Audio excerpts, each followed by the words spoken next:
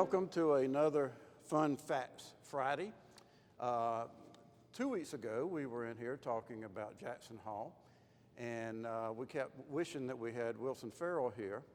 And then we heard from Rusty DePass, who had some comments to make. So last week, we dragged him in front of the camera to make sure that we got everything he knew about Jackson Hall.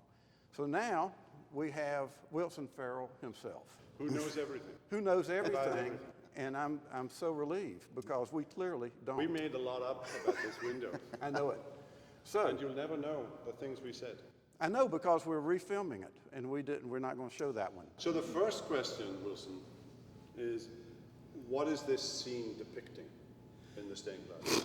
I thought it was depicting suffer the little children to come unto me. Yes, that's what I always thought. Yeah. Thank you. Thank Nice. you. Who commissioned it? Nice play. Don't know.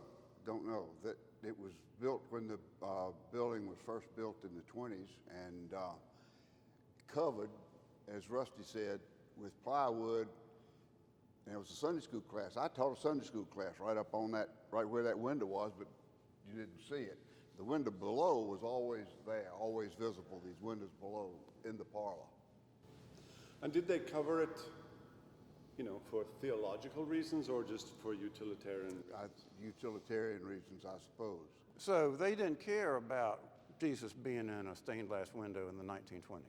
Obviously not. But they didn't care neither to cover it up with plywood.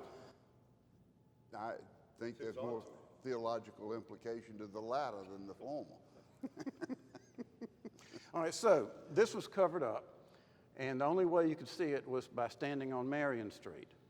And of course, there was no light coming from this side, so you didn't see anything. Right. And then, but the downstairs, that part was visible, and this was a room, the parlor, and I don't know where the wall was, but it was a very useful room for introducing new members, and Rusty said the Boy Scouts. Whose idea was it to do this?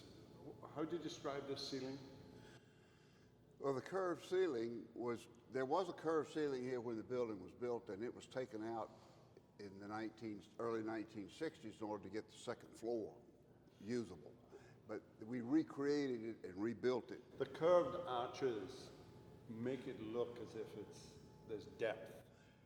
Well, it does. The arches are below that, below the surface of the ceiling. That's not painted on, and that's Henry Boykin's design. Beautiful. It is beautiful. And Henry designed the column caps and all. Inside these columns are a steel column. That's a covering that you see there. All right, so those windows, excuse me, David, those windows were not there. We had those windows built at the same time we had the windows built that went into the Lafitte parlor over on the other side. They were just clear glass at one time because it looks good. We're talking 1960. 61, it was covered or so. You were a mere graduate from college. Right that year. This was your first project. No, I didn't have anything to do with this in 61. All right, so before we run out of time, let's talk a little bit about the stained glass image. There's a pool in the background. There's a bunch of little children. There's a few women and Jesus. Can you add to that? Well, I really do think it's about that passage, suffer the little children to come unto me. And the gospel describes mothers bringing their infant children. And Luke uses the Greek word for infants that would still be breastfeeding. I mean, little infants and not just toddlers.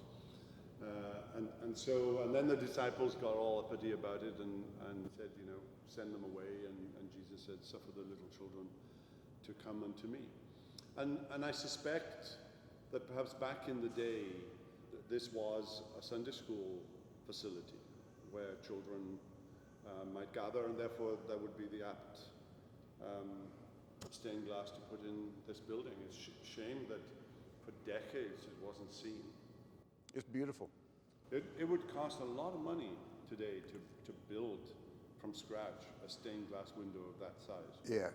I mean, lots of Yes. money. As I recall, just the piece of taking it out, rebuilding it, and putting it all back in was $20,000 or $30,000 just to take it out. All the woodwork that you see on the top is all brand new, or was brand new in 2001. It was redone. It was all rotted out and so forth. You can't put a stained glass window like that in and hide it because it deteriorates badly pretty quickly. Wilson, thanks for coming.